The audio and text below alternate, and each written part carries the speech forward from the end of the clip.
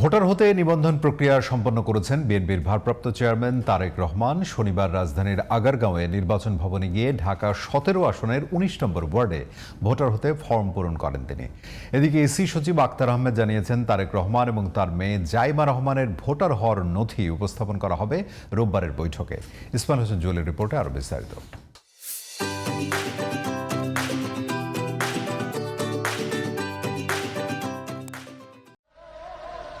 শনিবার দুপুর ১টায় আগারগাঁওয়ে পৌঁছান বিএনপির ভারপ্রাপ্ত চেয়ারম্যান তারেক রহমান। এরপর তিনি যান নির্বাচনী প্রশিক্ষণ ইনস্টিটিউটে।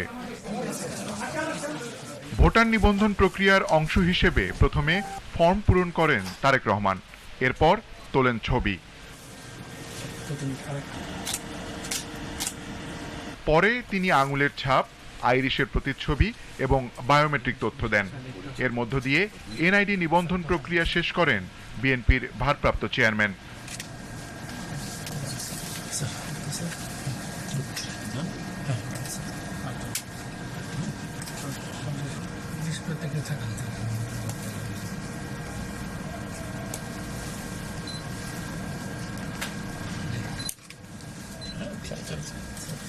সব কাজ শেষে নির্বাচন কমিশনের সিনিয়র সচিব সহ উপস্থিত কমিশনের কর্মকর্তা কর্মচারীদের সাথে কুশল বিনিময় করেন তারেক রহমান।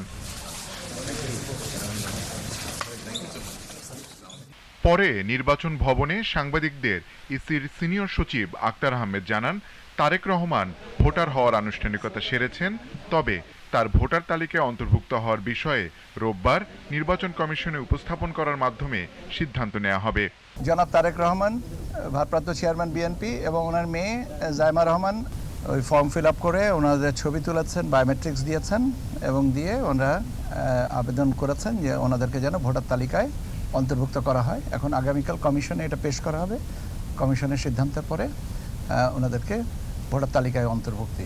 ভোটার তালিকা আইন ২০০৯-এর ১৫ ধারা অনুযায়ী কমিশনের এখতিয়ার আছে প্রাপ্তবয়স্ক বা ভোটার হওয়ার সক্ষম ব্যক্তিকে ভোটার করতে পারেন। Ismail Hossain Jewel, GTV news, Dhaka.